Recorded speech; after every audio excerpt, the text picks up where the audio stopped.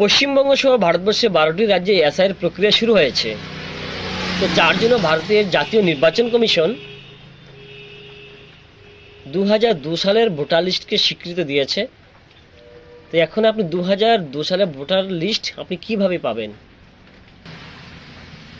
সর্বপ্রথমে আপনি আপনার মোবাইলের গুগলের সার্চ বারে যাবেন, ওখানে গিয়ে লিখবেন 2002 voter list of West Bengal.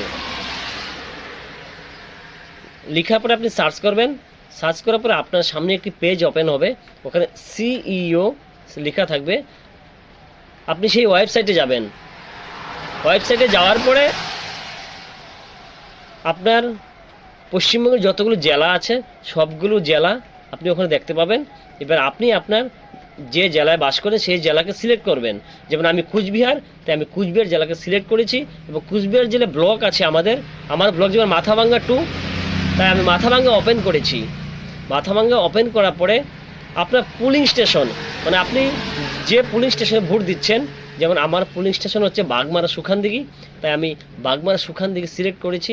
এবার সিলেক্ট করার পরে এবার বাগমারা সুখানদিঘির যত ভোটার আছে আপনি সব ভোটার এখানে দেখতে পাবেন, বাংলাতে লেখা থাকবে, আপনি এখানে দেখতে পাবেন। আপনি যদি 2002-এ ভোট দিয়ে থাকেন বা আপনার বাবা মা যদি বা ঠাকুরদা যদি ভোট দিয়ে থাকে আপনি ওখানে লিস্টে দেখতে পাবেন। এবং আপনি যদি 2002-এ নতুন ভোটার হন তাহলে ভোটার লিস্টের শেষ পাতায় দেখবেন আপনি আপনার নামটিও দেখতে পাবেন। বন্ধুরা, ভিডিওটি ভালো লাগলে অবশ্যই লাইক, কমেন্ট, শেয়ার করে সবার কাছে পৌঁছে দেবেন, যেন কারো সমস্যার সম্মুখীন হতে না হয়, খুব সহজেই ভোটার লিস্টটি বের করতে পারে। তা বন্ধুরা, সবাই খুব ভালো থাকবেন।